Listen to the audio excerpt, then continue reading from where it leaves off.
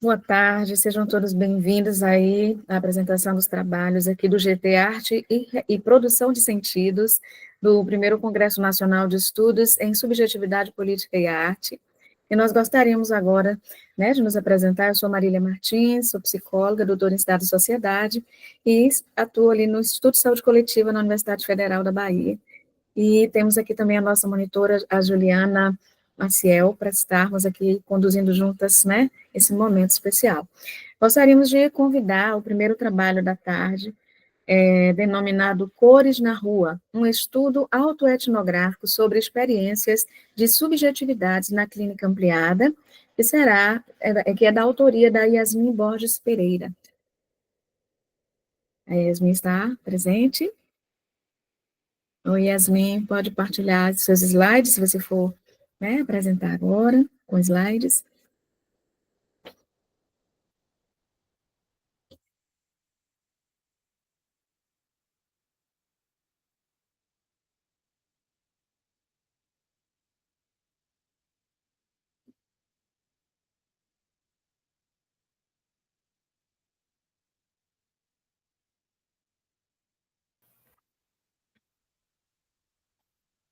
Boa tarde, gente. Vocês estão conseguindo me ouvir? Te ouvimos, mas não vemos os slides. Caso você queira ajuda da monitoria, você pode enviar para ela os slides e ela te auxilia também. Ok. Ainda não conseguem visualizar? Agora sim. Ah, ok. Vou colocar em modo de apresentação, certo? E aí, qualquer coisa, quem quiser falar alguma coisa a respeito, pode ficar à vontade para sinalizar, abrir o microfone, ou então, posteriormente, no chat, tá bom? Ok. Então, vamos lá. Boa tarde, gente. Eu sou Yasmin. Eu sou psicóloga clínica, sou pós-graduanda em psicologia clínica pela PUC do Rio Grande do Sul. A minha autodescrição, né? Eu sou uma mulher branca de cabelos castanho avermelhados. Ao meu fundo tem uma parede branca e uma porta roxa, e eu estou vestindo uma roupa terracota, uma cor de telha. Eu venho falar hoje a respeito da produção que foi realizada no ano passado, mas que ainda colho intensos frutos e reflexões a respeito, que foi inclusive um trabalho de finalização do curso de graduação na Universidade Católica de Salvador. O trabalho se chama Cores na Rua, um estudo autoetnográfico sobre experiências de subjetividade na clínica ampliada. Bom, quando a gente fala a respeito de sofrimento psíquico, a gente tem em mente que existe uma grande estigmatização ao redor de toda essa temática. Então, desde as primeiras situações de surgimento da sociedade, nos deparamos com situações de sofrimento que foram denominadas de loucura, alienação, doença mental, transtorno mental, em algumas épocas até mesmo consideradas como bruxaria ou como pessoas que não carregavam, enfim, espíritos e coisas nesse sentido. E a partir do século XIX, né, do início do século XX, é de senso comum que os estudos a respeito da psiquiatria ganharam muito mais ênfase e destaque, inclusive a partir dos estudos de Freud. Então, outros nomes como histeria foram também surgindo para representar, né, para dar nome a um sofrimento psíquico. E quando a gente associa a questão do sofrimento psíquico com a questão de gênero, a coisa muda um pouco de figura, porque acaba que existe uma perpetuação da desigualdade, né, de papéis de gênero, quando atribuímos a loucura, o sofrimento psíquico, a algo voltado para o feminino. Então, quando nós falamos a respeito de questões também voltadas ao gênero, a gente observa que essa perpetuação de desigualdade, ela é totalmente intencional.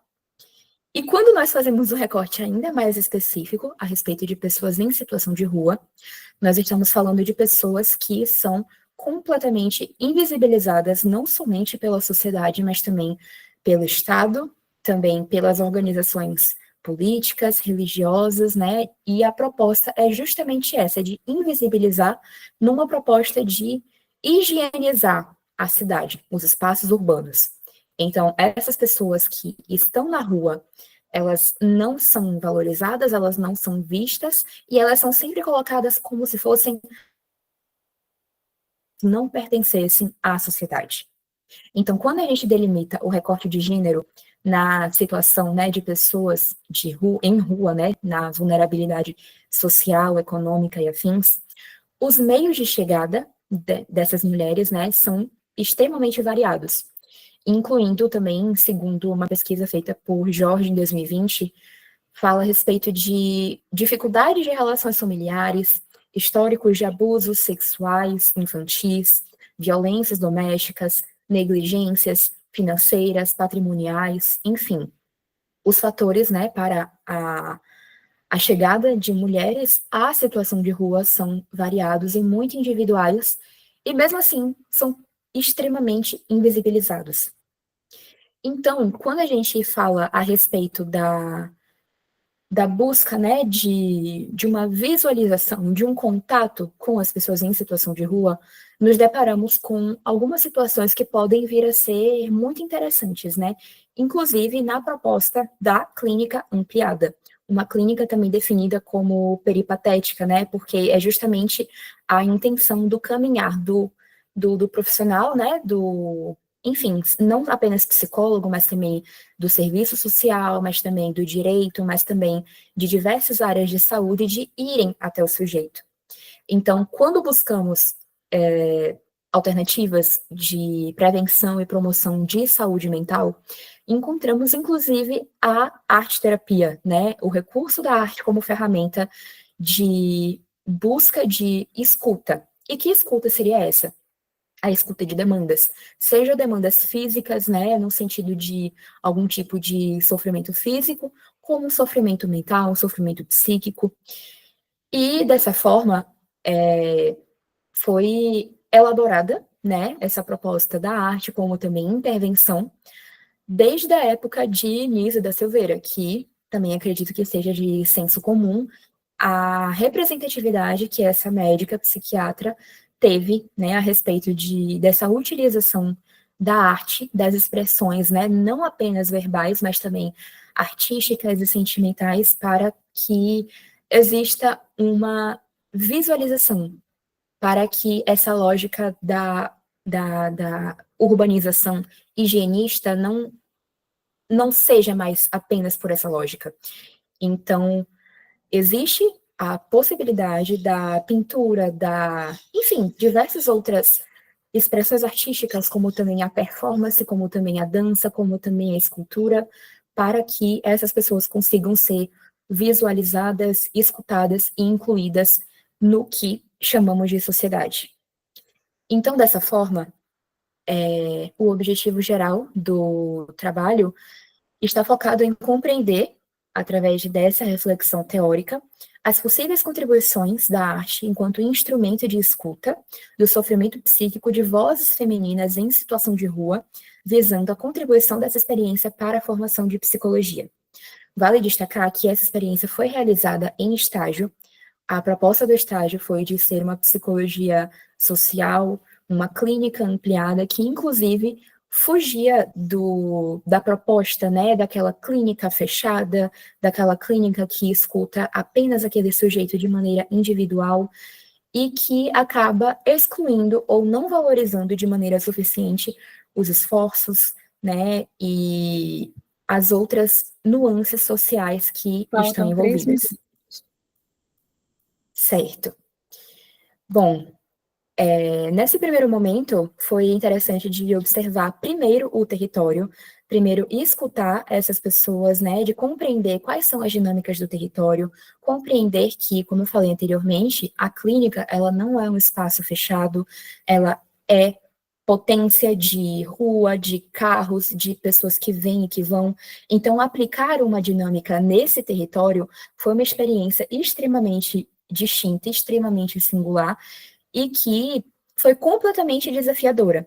Então, foram destacadas posturas não convencionais para esse fazer clínico, além da necessidade de flexibilizar e ceder aos imprevistos da rua, até mesmo ao tempo. Foi inviável, por exemplo, aplicar uma atividade de pintura quando estava chovendo. Então, existem várias dinâmicas que também exigem uma determinada adaptação da gente e dessas pessoas para que a gente consiga combinar, para que não seja uma proposta de hierarquia, de que alguém esteja acima e que alguém esteja abaixo, mas sim de que essas trocas consigam ser horizontalizadas. Então, é possível observar que a arte e essas atividades lúdicas atravessaram diretamente o território e o território também atravessa as pessoas de maneira fluida e constante.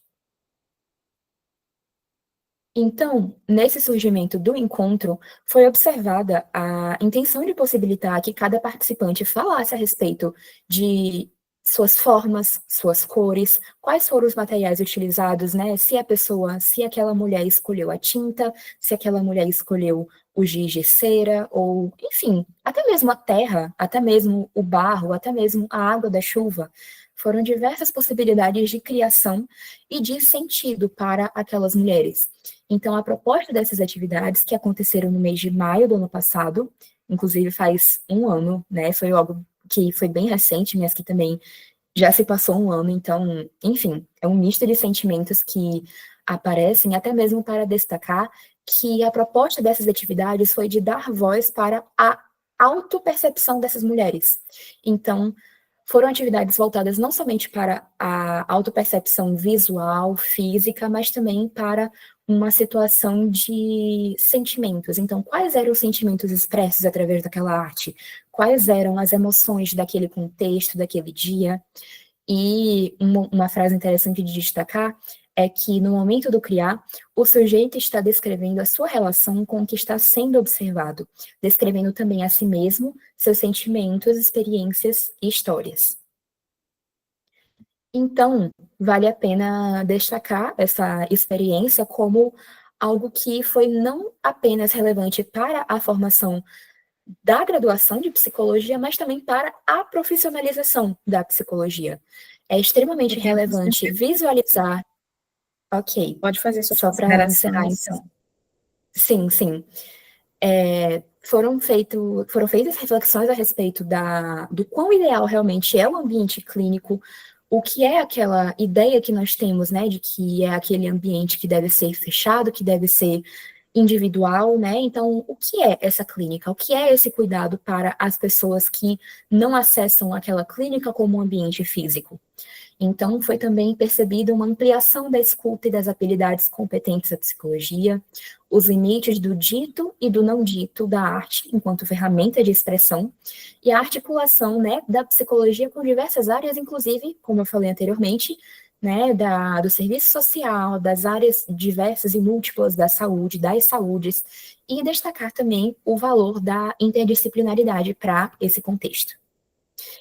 Então, foi a partir, né, dessa costura de reflexões, sentimentos, de leituras, que foi realizado, né, esse processo, essa experiência, através do relato autoetnográfico, e de forma que observa-se que a psicologia se faz através dessas reflexões e flexões e reflexões também.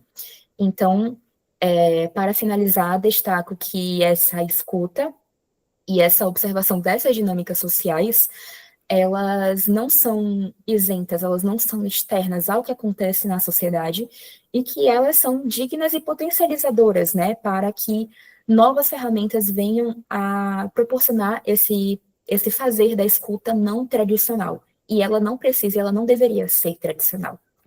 Então, somente para finalizar, eu trago uma frase, né, do artigo produzido, que diz o seguinte: a arte é, acima de tudo, possibilidade. É possível ter um olhar mais sensível, mesmo quando o mundo embrutece as pessoas. É possível encontrar sentimentos nunca antes imaginados em camadas de tinta, ou músicas, ou textos. É possível, inclusive, ser possibilidade. O encontro com a arte se torna conhecimento e reconhecimento da autonomia no processo de viver. Então é isso, gente. Essas foram as referências utilizadas no trabalho e assim finalizo a minha apresentação. vou concluir aqui o compartilhamento da tela e qualquer coisa me coloco à disposição também para possíveis comentários ou, enfim, quem se sentir à vontade para perguntar alguma coisa e, de maneira Obrigada, geral, é isso. Obrigada. parabéns pelo belo trabalho. E a gente dá sequência agora à próxima apresentação, a produção de sentidos da arte surda, o desenho e o discurso na obra de Nancy Holt. É um trabalho da autoria de Edna Laís, Selma Soares de Oliveira, Carla Luzia Carneiro Borges. Quem vai apresentar é a Edna, não é, Edna? Vai compartilhar slides? Sim, vou compartilhar. Deixa eu ir aqui para a guia, né, de apresentação. Vocês estão me ouvindo bem? Sim. Enquanto eu compartilho aqui minha apresentação, vou fazer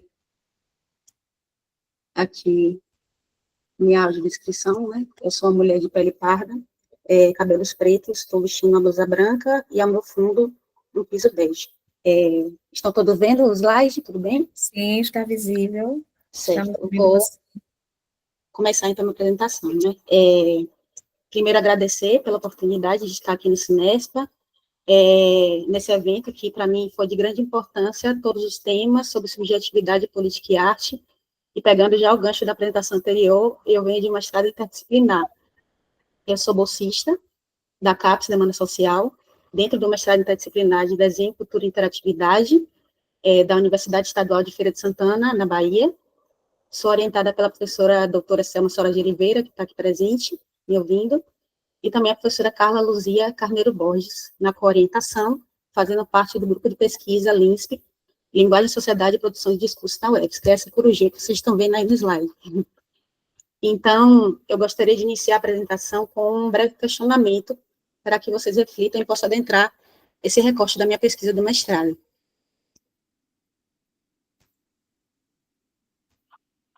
Quando se pensa em povo surdo, cultura surda e arte surda, se pensa em quem? Se pensa em quem? Quais pessoas nos vêm à mente? Eu fiz essa pergunta para a turma de História da Arte do semestre passado, no estágio supervisionado, matéria aqui do mestrado, em desenho, e pedi que eles trouxessem as primeiras imagens que aparecessem ao pesquisar o termo surdez, e o resultado foi esse aqui. Pessoas de terceira idade, né, a maioria, em sua maioria, representações da pessoa na terceira idade, sobre diagnóstico de deficiência, e alguns artigos também destacando a diferença entre a surdez e a deficiência auditiva, muito pela introdução aos debates sobre a surdez enquanto alteridade cultural, que é onde perpassa a minha pesquisa, né.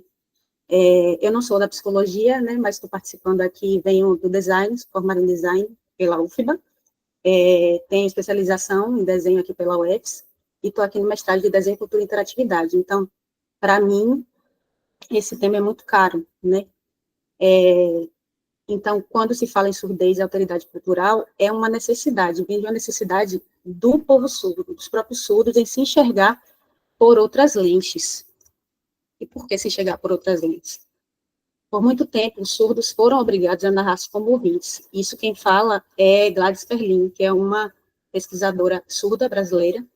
E por que narrar-se como ouvintes? Quando a língua de sinais era tida como inferior às línguas orais, inferior à língua escrita e falada, e era vista como um obstáculo no aprendizado dessas línguas escritas e faladas. Então, os artefatos culturais do povo surdo, que é outro termo criado por Karen Strobel, que é outra pesquisadora brasileira surda, que são as minhas bases de pesquisa, ele traz a expressão visual, a literatura, as artes como a dança, performance, poesia e o desenho, que são as artes plásticas que eu pesquiso, em resposta a um discurso de viés clínico, que é um discurso que demonstra uma imposição da oralização no sistema de educação do surdo. Então, quando surgem os artefatos culturais do povo surdo, eles são uma resposta a esse discurso, demonstrando uma cultura que produz outros sentidos, de experienciar o mundo, que não pelo ouvir, pelo falar.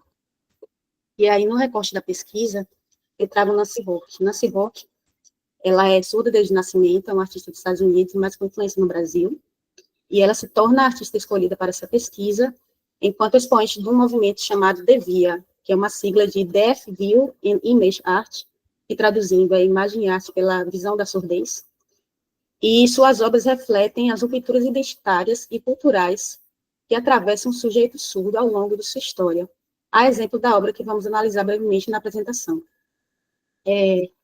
Como objetivo, nós buscamos compreender o desenho e o discurso que são produzidos na obra de Nancy Rourke, enquanto veículo de expressão da cultura surda, confrontando o saber clínico, que é um conceito de Foucault, que subjuga o surdo ao sistema de oralização e medicalização da surdez, em detrimento do aprendizado da língua de sinais e da incorporação da cultura surda, uma vez que se compreenda que o mundo também é visual e gestual, ele também se constrói pelo que vemos e pelo que sentimos.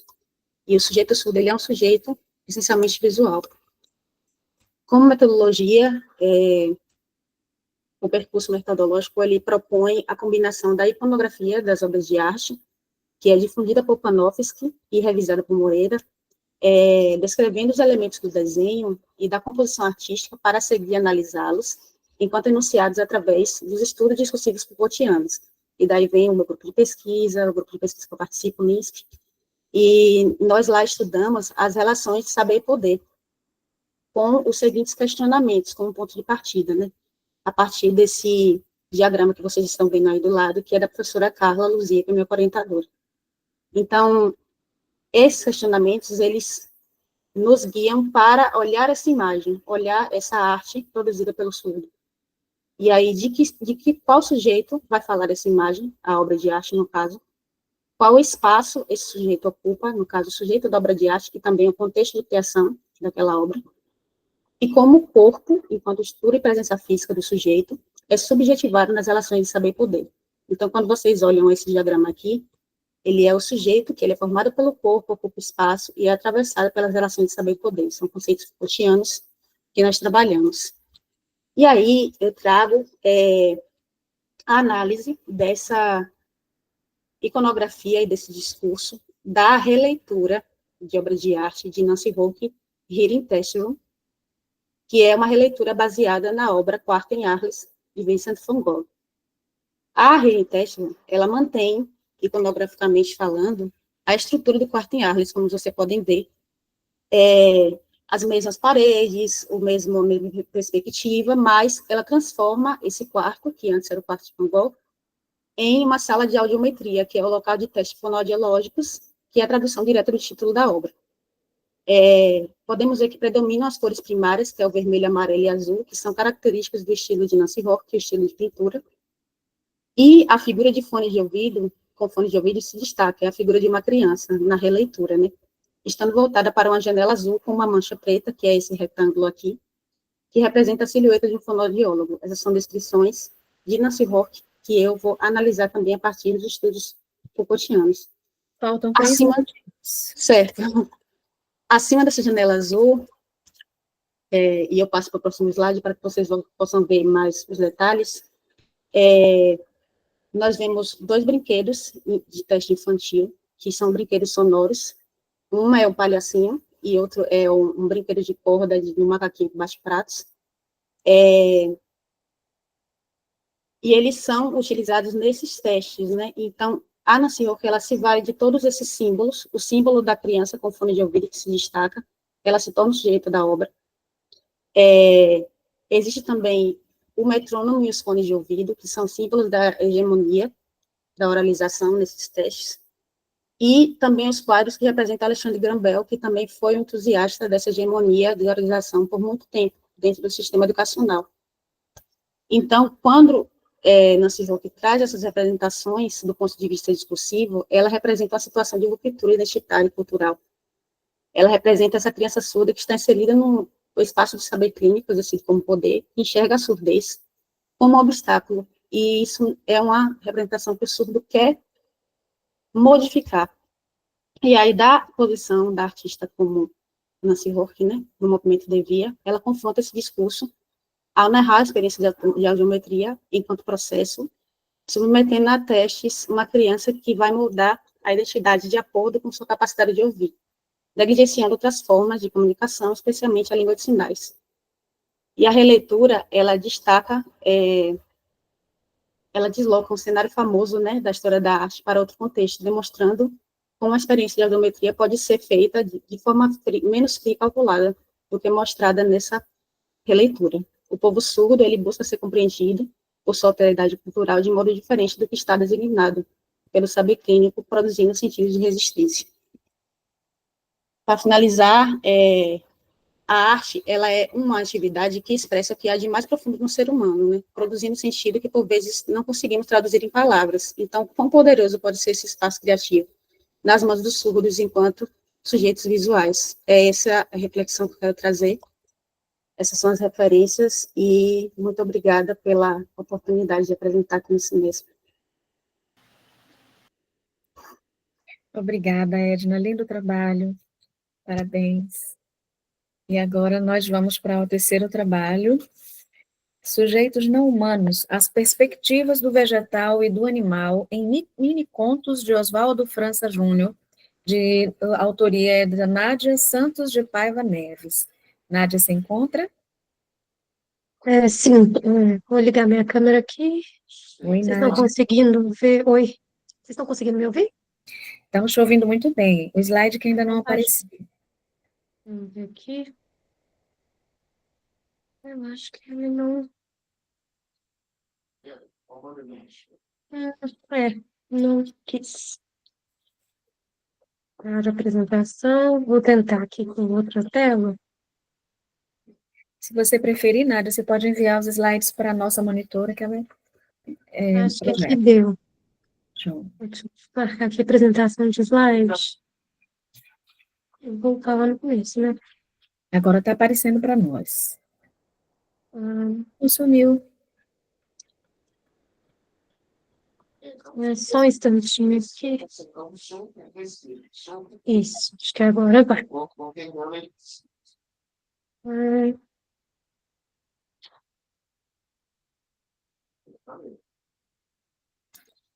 Agora sim. Agora, beleza, está Bom, ótimo. joia. Boa tarde a todos. Meu nome é Nádia, eu estou fazendo mestrado em Letras no Cefet de Minas Gerais. Minha orientadora é a Cláudia. E esse trabalho, ele conversa um pouco com o meu trabalho do mestrado também. Sujeitos não humanos, as perspectivas do vegetal e do animal, em minicontos de Oswaldo França Júnior. Vou agradecer a CAPES também pelo apoio. Consigo passar por aqui? Eu acho que não, né? Ah, eu tenho que ir para o meu slide. Bom, esse trabalho, ele é referente à obra do Oswaldo França Júnior, que é um escritor mineiro. Ele escreveu um único livro de minicontos, que é Laranjas Iguais, e eu vou comparar, fazer uma análise comparativa de dois minicontos nesse livro, que é A Árvore que Pensava e O Pé de Laranja Lima. Eles são com minicontos, e são minicontos mesmo, eles têm no máximo 4 parágrafos, e eles vão trazer a subjetividade do animal e do vegetal. Para essa discussão, eu vou trazer a ecocrítica, eu vou basear mais no Greg Yard, Franciele Faveiro, que vai trazer uma questão sobre ecologia e literatura, e o James Lovelock vai trazer uma questão sobre Gaia ser um planeta vivo. A Maria Esther Marcial vai falar sobre animalidade e o Ailton Krenak sobre o antropoceno e outras críticas sobre a civilização.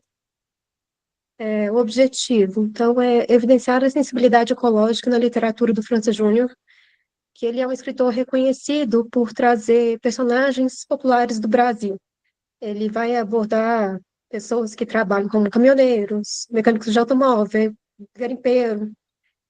Um dos livros mais famosos dele é Jorge um Brasileiro, que depois virou um filme e também virou inspiração para uma série de televisão que é A Carga Pesada. O França Júnior tem uma história muito interessante, porque ele era aviador da Força Aérea Brasileira. Quando aconteceu o golpe militar, ele foi expulso por suspeita de atividade subversiva. Ele teve vários empregos, até que ele conseguiu entrar na carreira como escritor. Foi ali que ele achou a vocação dele. A temática ambiental na obra dele não está só nesses mini-contos, assim, eu consigo identificar em outros livros, mas o principal seria De Ouro de Amazônia, que é um relato de vida de um garimpeiro que sai de Minas Gerais para se enriquecer com ouro na Amazônia. E aqui, nos Laranjas Iguais, a gente nota alguns contos que vão trazer essa questão da subjetividade de outras formas de vida que não são humanas. Eu vou destacar aqui, então, o Árvore que Pensava e o Pé de Laranja Lima. A metodologia seria essa análise comparativa, as referências dos autores que eu destaquei aqui para levar essa discussão. E, para mim, fica também interessante porque o Francis Júnior, ele é um pouco explorado sobre essa questão da ecologia na obra dele. Então, isso traz uma outra perspectiva sobre o trabalho dele. A relação entre literatura e natureza é um campo muito abrangente, que a gente pode retomar, por exemplo, os mitos gregos, e vão ter sempre referências a elementos da natureza, e também ao romantismo, que é talvez o primeiro momento assim que a gente vai ter uma idealização do ambiente natural e que também vai trazer ideias que hoje a gente defende na ecologia. Aí a Franciele Favero, ela vai dizer que a questão da preservação ambiental, dizendo que as florestas sejam restauradas, que a fauna não seja perdida, e, na medida do possível, conservada e devolvida a seus espaços originários, em uma valorização da natureza que fez sua primeira aparição no romantismo. Bom, sobre a ecocrítica, ela é a linha de pesquisa em literatura que vai dizer sobre a questão ambiental nas obras literárias e em outras produções artísticas. Ela teve maior difusão nos anos 80, mas ela começa com o movimento ambientalista nos anos 60. E o Gardner vai dizer que a pesquisa em ecocrítica ela não busca produzir soluções científicas para problemas de ecologia, mas sim tratar de problemas ecológicos que aparecem nas obras literárias. E nisso, o vegetal e o animal eles podem ser um ponto de análise. A relação nossa dos seres humanos com os animais e os vegetais, ela também está relacionada com a sobrevivência. Nós utilizamos animais e vegetais para nossa alimentação. Mas no caso dos animais, é interessante também a gente pensar que nós estamos biologicamente na categoria animal. Mas aqui, quando eu vou me referir à palavra animal, eu vou especificar realmente apenas os animais não humanos. A Maria Esther Maciel é pesquisadora brasileira que vai se dedicar aos estudos da animalidade na obra literária. Em um de seus livros, ela vai destacar a obra do Carlos Drummond de Andrade, que era um ativista ambiental também, e seu poema História Natural, ele diz que ele traz um pensamento que revela o quanto nós não compreendemos tão bem a vida na Terra. As críticas ao antropocentrismo. A gente vai ter, principalmente em Ailton Krenak, essa ideia de que o pensamento que nós temos hoje de humanidade acabou excluindo uma parcela expressiva de outras formas de vida. E aqui eu vou citar uma frase dele. Me refiro à imensidão de seres que nós excluímos desde sempre. Caçamos baleia, tiramos barbatana de tubarão, matamos leão e o penduramos na parede para mostrar que somos mais bravos do que ele. Outro autor também que vai trazer uma defesa da natureza é o James Lovelock. Ele traz um conceito do planeta Terra como um ser vivo. E critica a nossa capacidade de ver os outros seres vivos, sobretudo como algo comestível. E nos importamos mais com a nossa tribo nacional do que com qualquer outra coisa. Outra fala dele diz aqui que vivemos tão obcecados com a ideia de progresso e com o aperfeiçoamento da humanidade que consideramos a retirada um palavrão, algo vergonhoso. Aqui eu vou partir para a análise dos minicontos. Algumas características gerais dos dois minicontos. Eles têm no máximo 4 parágrafos.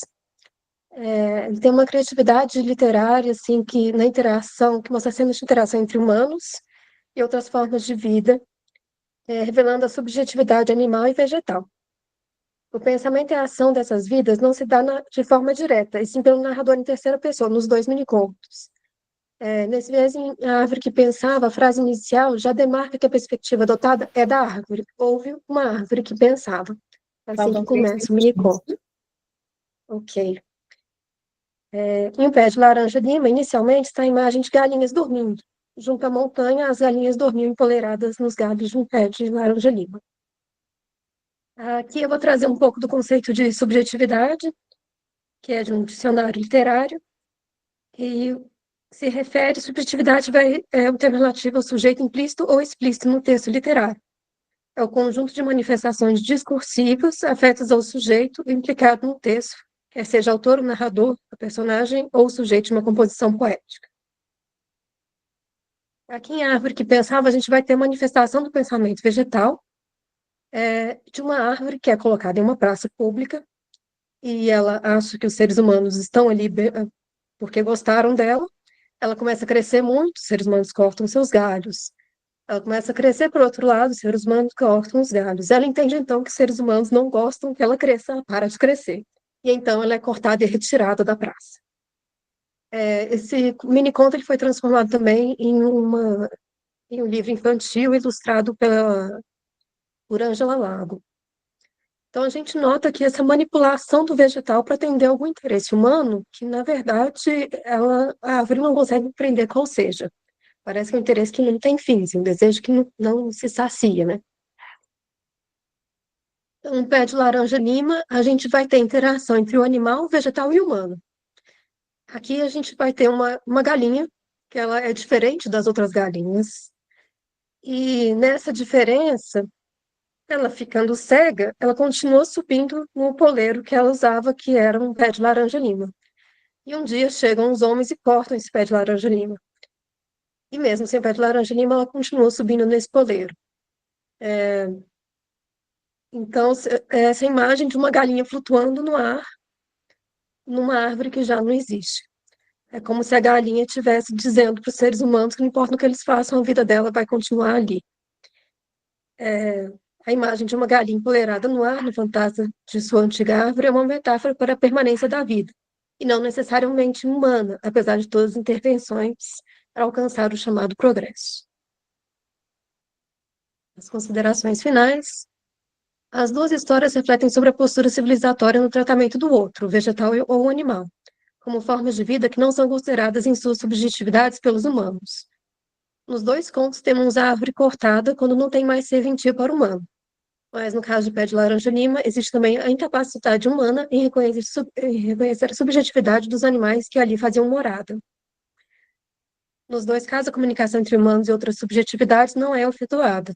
O que se apresenta é a intervenção humana que despreza o outro para atender aos interesses do suposto progresso. Aqui estão as referências, e novamente obrigada e agradecimento à CAPES.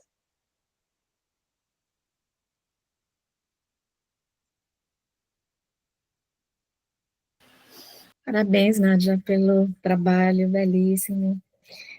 E vamos agora, né? A gente tem a opção de pausar para diálogos ou seguir as duas próximas apresentações e deixar os diálogos para o final. O que é que vocês preferem? Deixamos para o final? Só tem mais 2 trabalhos. Ok, preferem o final. Então, vamos deixar o final, certo? Vamos, então, para o quarto trabalho, que é Estela do Patrocínio e o Falatório, Caminhos e Fugas entre Arte e Loucura. A autoria de Liora Souza Geiger. Está presente, a Liora? Oi, boa tarde, estou aqui. Vocês conseguem me ouvir? Sim. Boa tarde, gente. Eu vou apresentar o trabalho oralmente, vai ser sem PowerPoint. Muito prazer, obrigada pela oportunidade. Eu sou Liora, eu sou psicóloga de formação pela UF. Atualmente trabalho no SUS e faço mestrado em psicologia social pela UERJ e tenho também alguns trabalhos como artista. Esse trabalho ele compõe parte da pesquisa de mestrado que eu estou fazendo, né, que tem aí a loucura e práticas de criação como tema de referência, né, e das referências, né, que me fizeram chegar nessa temática foi a Estela do Patrocínio e recentes trabalhos, né, acerca da sua história, que modularam um pouco algumas maneiras da gente considerar hoje as relações entre arte, loucura, oralidade e epistemologias. Mas apresentando um pouco da Estela do Patrocínio, ela se tornou uma figura muito conhecida na luta antimanicomial e na reforma psiquiátrica. Ela foi uma mulher negra, moradora da Zona Sul do Rio de Janeiro, que foi capturada e sequestrada e levada para diferentes manicômios, né? De início ela foi para onde hoje é conhecido como Penel, na época era o Hospício Pedro II, não me lembro se já tinha mudado a nomenclatura, né, mas ali na Praia Vermelha, onde foi o primeiro hospital psiquiátrico do Brasil, em seguida ela foi levada para o manicômio do Engenho de Dentro, até ela chegar na colônia Juliano Moreira, onde ela ficou internada até a sua morte.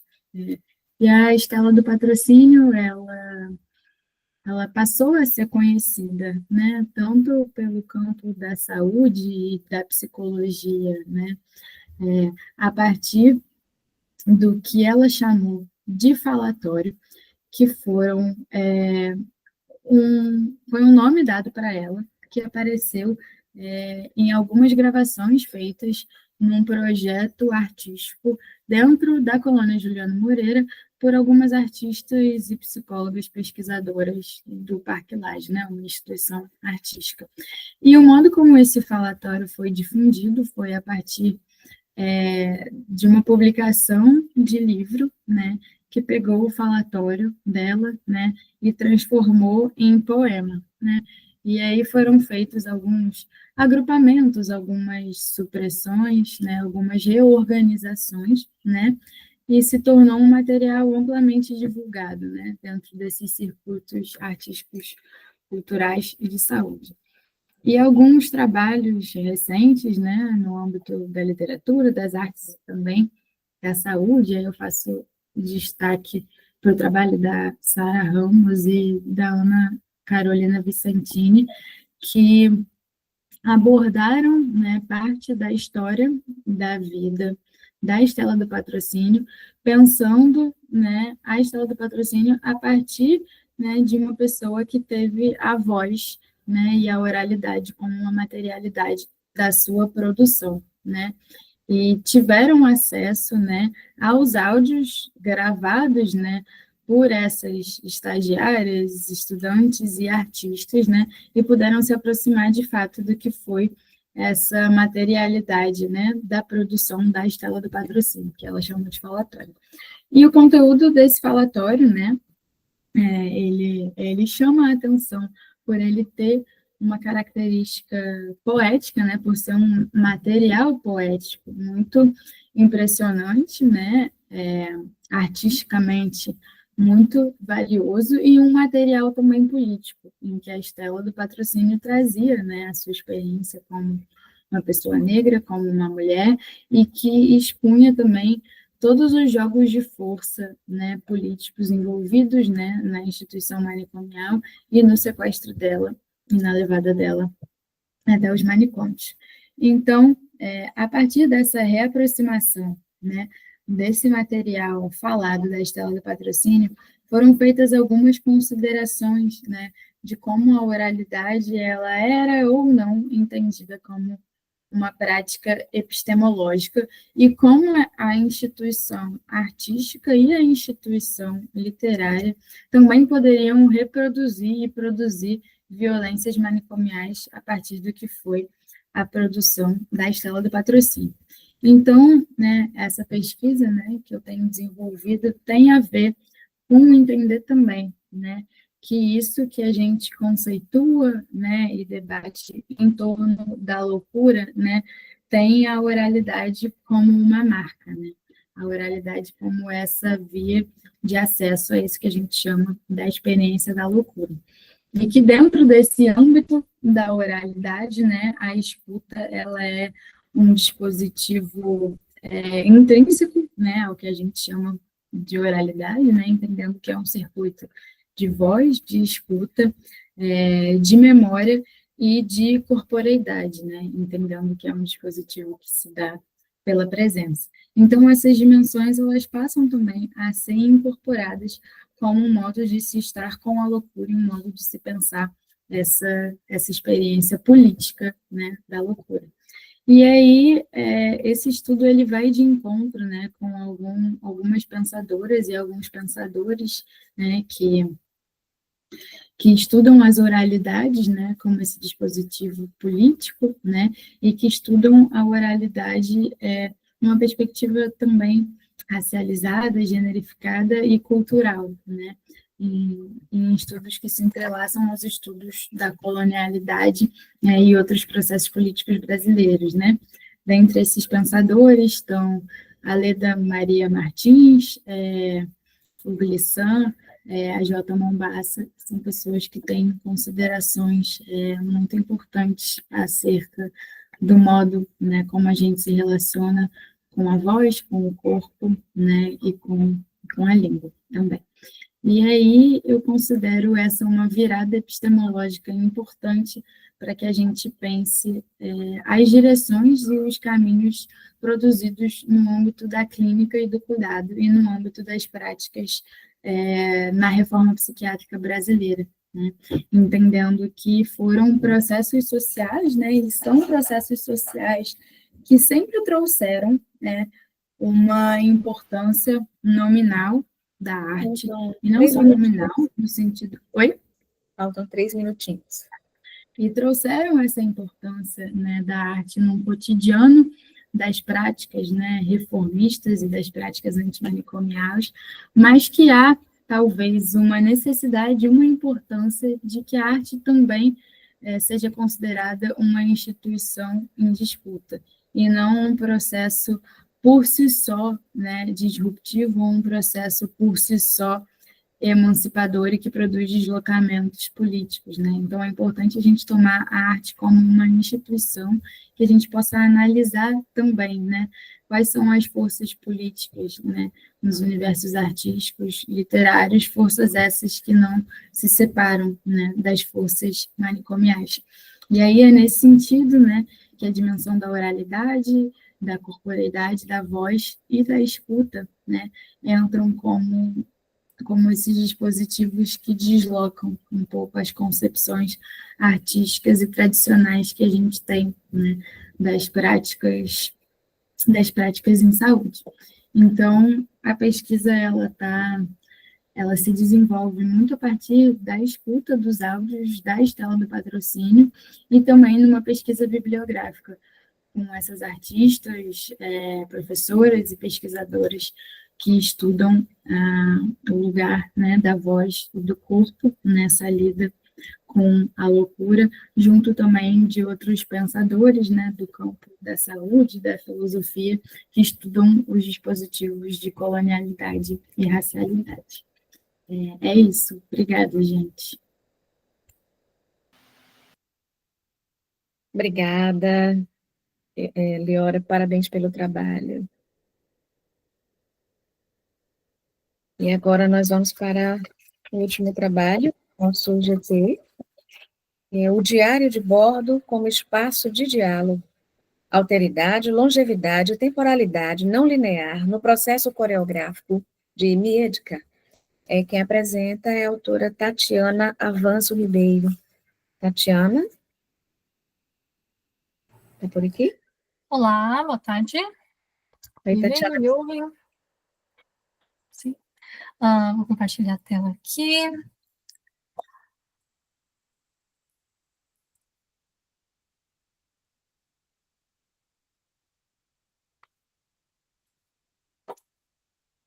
Bom, tudo certo aí? Já dá para ver a apresentação? Sim? Ok. Eu vou colocar para contar meus minutos aqui, então não precisa me avisar quando faltarem 3 minutos, que eu vou estar de olho no meu timer, ensaiei com ele. Olá, pessoal, boa tarde. Meu nome é Tatiana Avanço. Eu sou pesquisadora de música e de dança, da relação entre essas duas artes, com mestrado em música pela Unicamp. E meu trabalho, né, trata sobre essa coreografia chamada Miedka, como o título já foi enunciado. Então, temos aqui, nesse texto, um processo de reflexão científica sobre a criação de um diário de bordo da coreografia miédica, uma metáfora do encontro, de 2023, que foi redigido por mim a convite da diretora da Ensaio Cia de Arte, que é a Cláudia Palma, e esse diário foi redigido desde a criação, né, desde a concepção criativa dessa obra até as performances ao público daquele ano. Eu fiz parte do financiamento desse trabalho, foi a partir do 32º edital de fomento à dança da cidade de São Paulo, então não se trata necessariamente de uma pesquisa acadêmica, né? Foi um trabalho inicialmente artístico, que nesse momento eu estou tornando acadêmico a partir da escrita de um artigo. O diário ele está disponível no meu site, que é o movimentosom.com. Ele foi disponibilizado durante a criação da coreografia, né, nos meses da criação, e se encontra lá também para quem quiser ver depois. Então, sobre Miédica, né? Miédica é uma coreografia de dança contemporânea que foi livremente inspirada no livro Escute as Feras, de 2021, da Natasha Martin. A Natasha Martin é uma antropóloga que fazia uma pesquisa de campo na Rússia, e durante essa pesquisa de campo ela encontrou um urso nas geleiras mais remotas lá da Rússia. Só que ela não relata nesse livro o encontro com o urso como se fosse um ataque, mas sim como se fosse, de fato, um encontro para transformação. Na cultura russa, da qual ela faz parte, as pessoas que encontram esse urso e sobrevivem a esse ataque são depois chamadas de miédica, que significa metade urso, metade humano, porque elas se transformam de uma maneira espiritual, de acordo com essa cultura, né? Então, de acordo com essa metáfora, na coreografia que foi inspirada nesse livro, né, os bailarinos Cláudia Palma e Armando Auric buscaram retratar as metamorfoses que os encontros com a bailarina Ana Mondini causaram em suas vidas, tanto no âmbito artístico quanto pessoal. Bom, temos aqui uma foto desses 3 bailarinos que coreografaram e dançaram essa obra, né? Aqui a Cláudia Palma, o Armando e a Ana Mondini. A Cláudia e o Armando, em 2023, estavam completando 60 anos de idade, e a Ana Mondini estava completando 70 anos de idade, só que eles conviveram juntos muitos na época de 1970 e 1980, aqui na cena de dança contemporânea na cidade de São Paulo. A Ana Mondini foi coreógrafa e diretora dos balés dos quais eles faziam parte, e a Ana está morando em Portugal agora. Ela veio para o Brasil especificamente para dançar essa coreografia e se reencontrar com eles, para renovar essas memórias que eles viveram juntos.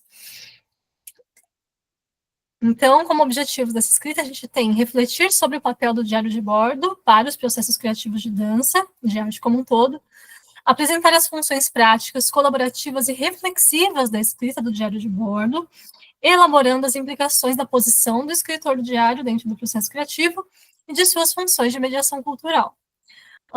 Como objetivo, também revelar de que maneiras a dança contemporânea de São Paulo tem construído discursos sobre idade, passagem do tempo e etarismo. A metodologia ficou entre um relato de experiência, a experiência de escrever um diário e de assistir essa coreografia, porque eu assisti ela muitas vezes em todos os ensaios durante um ano, né? E a pesquisa documental, né? Porque eu tomo como documentos as fotos, os vídeos da coreografia e o próprio diário que eu escrevi. É uma abordagem fenomenológica que tem a intenção de resgatar os significados atribuídos pelos sujeitos ao objeto que está sendo estudado, por meio de técnicas qualitativas não estruturadas, mas o meu foco principal na metodologia é o Mikhail Bakhtin, com o conceito de dialogismo que leva necessariamente à alteridade. Então, no dialogismo de Bakhtin, todo diálogo e toda linguagem acontece por meio da interação entre o eu e o outro. Então, seja uma linguagem artística, seja uma linguagem falada ou escrita, ela sempre acontece e transforma essa visão que o outro tem sobre ele mesmo por meio da comunicação. Temos aqui mais uma foto deles 3 dançando, em cena, miédica. Bom, como resultado da discussão, né, entendemos, então, depois de muitas elaborações, que esse diário ele é uma espécie de literatura, sendo criada pelo trabalho artístico que está acontecendo em processo. Né? Justamente por eu estar escrevendo, naquele momento, sobre uma coreografia que não estava finalizada, eu não podia ter um método fechado, porque eu estaria engessando o trabalho que estava em criação. Né? Então, esse texto ele foi muito mais filosófico, metalinguístico e até mesmo meditativo. Durante a redação, no primeiro momento que eu fui começar a escrever, várias questões éticas começaram a surgir, né? Então, como eu escreveria esse artigo, né? Me foram dadas só algumas referências de como eles gostariam, né? Esses 3 artistas gostariam de ter esse trabalho como resultado. Uma referência bibliográfica foi o próprio livro Escute as Feras, que é um diário de campo de uma pesquisadora antropóloga, né? Né? Quem escreve esse artigo, nesse caso, claro que sou eu, mas a questão é qual era o meu lugar ali dentro daquele processo, né? Então, por mais que num primeiro momento me colocassem num lugar mais passivo de quem está só assistindo e relatando esse processo criativo por meio da escrita, o próprio ato de eu compartilhar minha visão, né, de acordo com o dialogismo do Bakhtin, faz com que os outros se enxerguem por meio dela de outra maneira. Então, a minha escrita, ela não era mais necessariamente passiva, mas sim uma atitude criativa de alteridade, de fato. E para quem eu estava escrevendo esse diário? Eu estava escrevendo para os artistas e para o público, né? No primeiro momento, a gente questionou se essa escrita iria a público mês a mês até o final do ano, quando a coreografia fosse lançada, e entenderam que sim, que por mais que as fragilidades e as questões de dúvidas de como a obra ainda aconteceria, né? Porque o processo ainda não estava fechado, por mais que aquilo não tivesse concluído ainda, eles entenderam que seria interessante expor essas questões ao público, porque eles teriam, então, uma apreciação mais completa do trabalho ao final dele. Então, como vínhamos dizendo, essa escrita de diário, ela se mostrou como uma ferramenta de mediação dialógica, justamente porque ela articulava as diversas vozes dos artistas, principalmente os artistas que não estavam presentes em todos os ensaios, e expunha também o caminho das ideias criativas da obra. A pessoa que mais usufruiu desse diário foi a própria Ana Mondini, que estava em Portugal, e assistiu os ensaios à distância. Ela chegou no Brasil para dançar um mês antes da apresentação da coreografia, então ela conseguiu se conectar para essa criação por meio do diário, e também por meio da escuta musical, né? Assim que a coreografia teve uma música concluída, ela pôde ouvir essa música e também se aproximar mais esteticamente dessa criação por meio do som. As questões de etarismo de passagem do tempo, a gente detectou, em primeiro lugar, como a ressignificação do cansaço. Então, nos ambientes de dança mais técnica de São Paulo, né, a gente tem, não só São Paulo, mas como no mundo inteiro, nos ambientes de balé, de dança moderna e contemporânea, tem uma cultura de alta performance que geralmente se esconde o cansaço. O cansaço existe, mas você não demonstra ele, né? Mas como a gente está falando de uma dança de 3 corpos muito maduros, né, na faixa de 60, 70 anos, eles entenderam que esteticamente demonstrar esse cansaço seria interessante, né, como algo que faz parte desses corpos e desse tempo em que eles estão vivendo. Então, a gente tem também a temporalidade que não é linear. Como eles estavam tratando das memórias coreográficas que eles dançaram com a Ana Mondini no passado, eles entenderam que essas memórias coreográficas, a partir do momento que você começa a colocá-las no corpo, elas já não fazem mais parte do passado. Então, a gente já não tem mais uma distinção tão clara entre presente, passado e futuro. A gente tem um tempo onde tudo é e tudo está acontecendo ao mesmo tempo. E a coexistência, existe uma coexistência e atualização das memórias, vivências, pelo estado de presença em cena. Temos aqui alguns pedaços do diário que eu gostaria de ler. Então, na página 4 do diário eu escrevi: Ana está no meu corpo, em aula, em palco, ela não sabe o quanto eu suguei dela, diz Cláudia. Armando enfatiza o quanto o Mar Dito Mar, coreografado por Ana Mondini, foi um divisor de águas em sua vivência como bailarina. Ana, por sua vez, também se refaz por meio dos olhares deles dois e diz que já era tudo isso que foi dito e não sabia. Aqui a gente tem um olhar claro de como o diálogo constrói a alteridade e a visão sobre si mesmo. Aqui mais um trecho do diário. Esse aqui é da última página do diário, no dia já da conclusão do trabalho. 2 minutos para a matança, anunciava Cláudia Palma momentos antes da estreia de Mídica.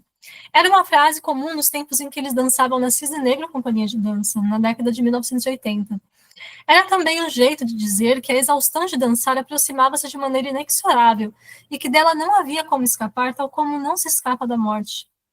Era, sobretudo, a expressão que definia o cansaço de 3 corpos maduros que não saberiam viver de outro modo que não fosse por meio da criação. Precisam, portanto, morrer e renascer no sacrifício ritual que é natural e necessário para que qualquer forma de arte venha ao mundo. Em considerações finais, né, entendemos que articulando as funções de registro, mediação e diálogo entre artistas e públicos, o diário revelou-se um instrumento importante para a colaboração dramatúrgica no processo criativo da obra. Dialogicamente, é por meio do olhar do outro que a linguagem acontece e desenvolve, tanto a linguagem escrita quanto dançada, e é também por meio do olhar do outro que as subjetividades se constroem no trio dos artistas. A abordagem temporal não linear reforçou o discurso de resistência ao etarismo, borrando fronteiras entre passado, presente e futuro. E, como finalização, né, eu anuncio que o trio recebeu o prêmio de 2023 de dança da Associação Paulista dos Críticos de Arte na categoria de elenco, provando o quanto que esse encontro foi potente e ressoou aqui na cena de dança contemporânea paulistana. Gostaria de mostrar a coreografia, mas não temos tempo.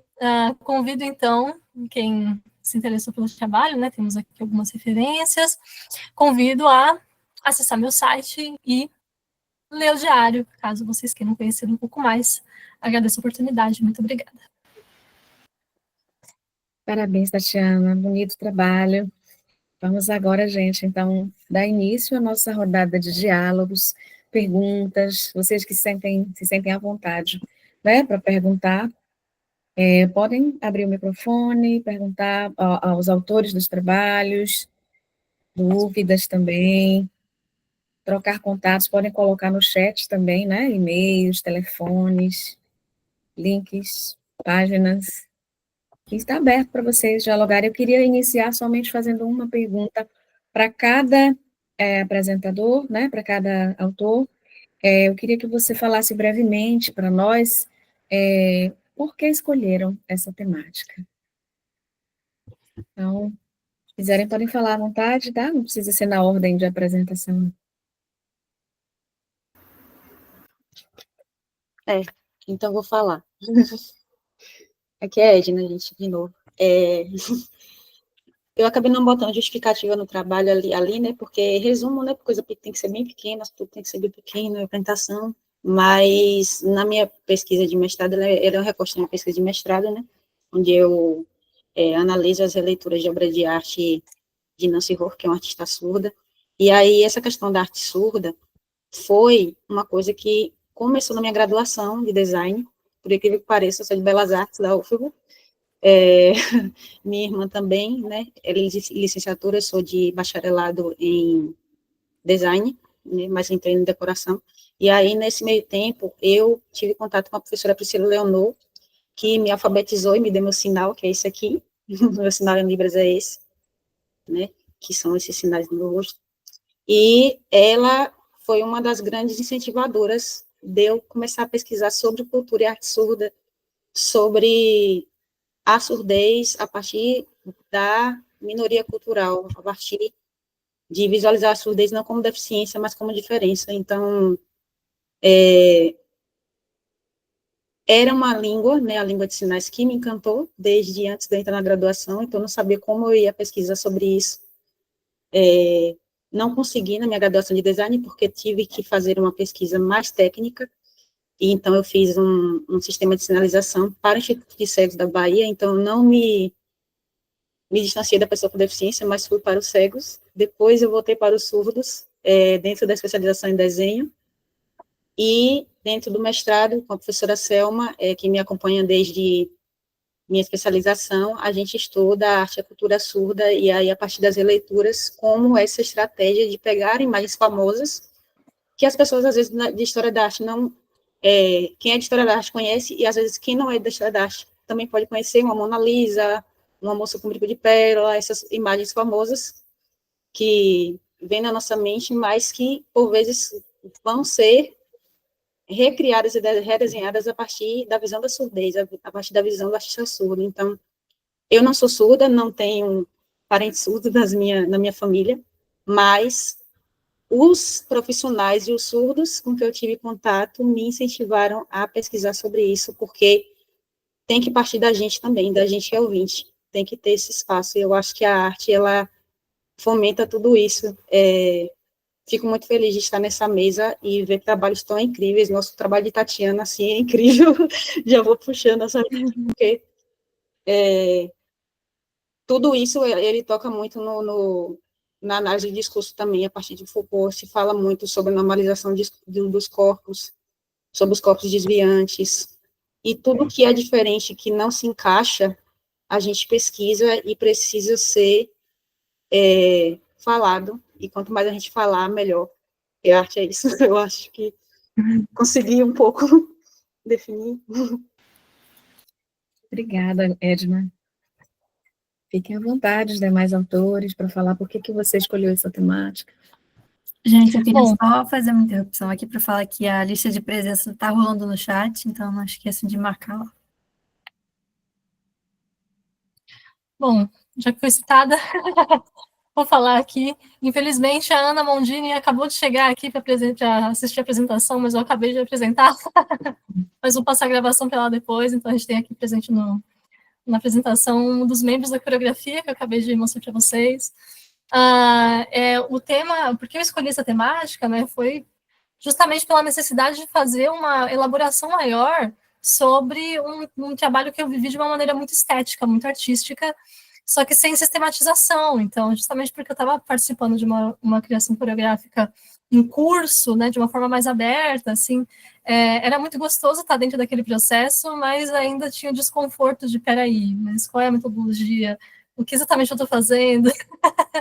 Né? Então, esse momento de reflexão, ele veio depois do processo coreográfico, agora, né, 2 anos depois, mas justamente pela necessidade de ter um contato até mais profundo com um trabalho que eu vivi de uma forma mais aberta, digamos assim. Obrigada. E agora, fiquem à vontade, gente, quem mais gostaria de falar? Eu gostaria, posso? Claro. Eu quero parabenizar essa mesa, que mesa linda, assim, estou bem feliz de estar aqui.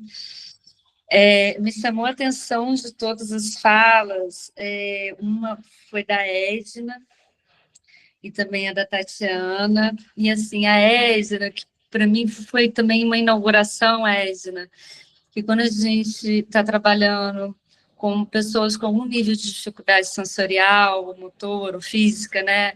A gente pensa na arte como uma forma de expressão dessas pessoas, né?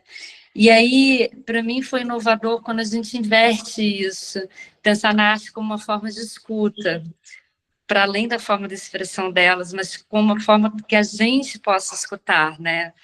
E eu achei isso, assim, bem bacana, assim, que me tocou bastante, né? E aí não tem como não trazer o corpo mesmo, né? E trazer essa escuta para além dos ouvidos, como é que a gente escuta com a pele, com o estômago, com os olhos, com os pés, enfim, com a barriga.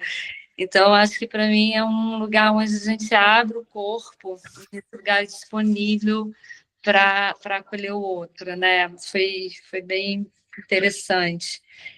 E a da Tatiana, que também me tocou bastante, que eu gosto muito de diários, de escrever. Eu uso, às vezes, o diário, a escrita, os cadernos, como uma ferramenta clínica, que eu acho incrível. Aí é uma pergunta: se o diário era um diário teu e você ia escrevendo, ou se cada participante também tinha o seu diário e se teve a possibilidade de trocar essas escritas. Eu fiquei nessa dúvida. Só uma pausa, se as meninas ainda querem responder a primeira pergunta, as autoras. Yasmin, Nádia, Leora, se quiserem, qual foi? Posso falar um pouquinho, assim, sobre por que eu cheguei nessa pesquisa com o Oswaldo. Começou quando eu terminei a graduação em Letras, eu pesquisei o mesmo livro, As Letras Iguais, porque eu trabalhava num projeto que a gente produzia audiolivro para passar no hospital que tinha crianças internadas. Era um momento para elas terem uma leitura literária, mesmo que fosse de áudio. Então, precisava de textos curtos. E aí eu cheguei nos textos do Oswaldo. e percebi ali uma sensibilidade ecológica que eu acho que é tão importante em alguns escritores, e nele ainda não sentia, não tinha sido muito pesquisado. Estou nessa pesquisa ainda. Obrigada. Obrigada, Nádia. Meninas, Yasmin, Leora. Bom, pode ir. Desculpa. Pode ir, Leora. Cheguei nessa temática a partir da minha atuação mesmo em alguns serviços de saúde mental, da rede de atenção psicossocial e de um coletivo artístico que eu faço parte, que pesquisa a relação entre arte e loucura, o coletivo 22. A partir também, né, de alguns estudos em clínica, na graduação em psicologia e no mestrado, então foram experiências que entrelaçaram aí essa pesquisa e essa temática. Legal. Para finalizar a primeira pergunta, né, das meninas, esse trabalho que eu produzi com as mulheres assistidas pelo programa, né, foi, na verdade, uma experiência de estágio que eu tive no final da graduação. E, na verdade, o encontro, né, do tema dessa pesquisa, ele veio a partir justamente desse diálogo, dessa troca, dessa conexão com as pessoas daquele território que eram assistidas pelo programa que eu estava compartilhando aquela experiência de estágio. Então, foi algo muito, assim, muito leve, muito dialogado e muito, muito amplo, que acabou resultando, né, nesse interesse coletivo por essas produções artísticas e que acabou também se tornando material de pesquisa no sentido também metodológico e técnico. Então, foi realmente uma dança de vários tópicos aí misturados e que resultaram nessa pesquisa. Obrigada, Yasmin. Está aberto, gente, para o diálogo. Alguém gostaria de perguntar alguma coisa, dialogar também, trazer alguma reflexão? Bom, respondendo a pergunta da... Oi, desculpa. Dar continuidade à Lariane, mesmo que eu ia falar, né? Que ela fez perguntas. Respondendo a pergunta da Lariane, o meu papel nessa escrita do diário era entrelaçar as várias vozes. Então, era engraçado, porque uma coisa que eu não falei aqui, eu tinha meu caderninho aqui, até parece um cantinho dele lá, alguma foto, que tem uns rabiscos malucos, assim, de eu lá nos ensaios anotando e pescando as ideias. Então, a Cláudia também tinha algumas anotações no diário dela, nos papéis dela, só que ela não dava muito acesso, não. Então, eu ficava de olho lá, assim, para tentar copiar umas frases, para tentar pescar o que era mais relevante das falas dela e dos acontecimentos dos ensaios, para depois ter o desafio de entrelaçar todas essas vozes num texto que desse coerência para isso, né?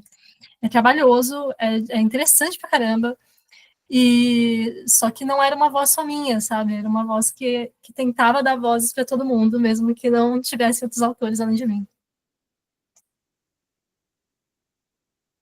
Legal. E agora, gente, alguém mais gostaria de falar alguma coisa, contribuir, perguntar?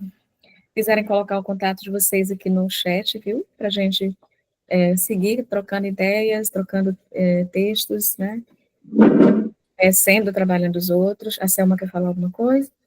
Queria, sim, primeiro parabenizar o evento, né, a fala de todas as apresentações de hoje, pessoas jovens, meninas, né, recém-formadas, com um projeto lindo, sensível. O que mais me chamou a atenção hoje à tarde foi a sensibilidade, né, o pensar no outro, o acolher, a empatia, coisas tão importantes nesse mundo que a gente vive, né, nesse mundo de guerra, de descrença, de falta de cuidado com o outro. Então, quando eu escutei essa tarde, né, escutei a apresentação de vocês, a primeira coisa que me veio é que o mundo ainda tem jeito, que nem tudo está perdido, né? Muita sensibilidade envolvida, onde a arte pousa, onde a arte está, ela toca. Então, para mim, foi muito gratificante estar participando dessa tarde e estar ouvindo vocês. Trabalhos maravilhosos. Fiquei impactada com a apresentação de Yasmin. Todas, mas Yasmin, até porque eu orientei um trabalho que tinha um viés de rua, né, essa coisa da acolhida. Então, me tocou. Parabenizar a Marília pela apresentação, a condução, e é isso, parabéns.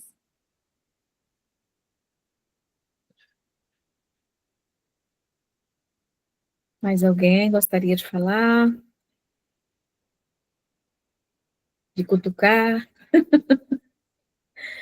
Bom, gente, então vamos encerrar, né, a nossa sala. Eu queria agradecer a cada um de vocês, dizer que o trabalho de cada um de vocês é fantástico, e saio daqui cheia de esperança também, né, e de alegria de ver trabalhos tão belos e tão profundos e que nos chamam realmente, né, a importância da arte, da cultura, né, nesse contexto de mundo que vivemos, né. Agradecer a monitoria da Juliana, o suporte, e a gente pode encerrar agora nosso GT, Arte e Produção de Sentidos. Obrigada a cada um, e até os próximos desafios, né, gente? E eu desejo a cada um que dê continuidade às pesquisas, estão muito fantásticas. Obrigada. Boa tarde, gente. Tchau. Gente, vamos fazer um brinde.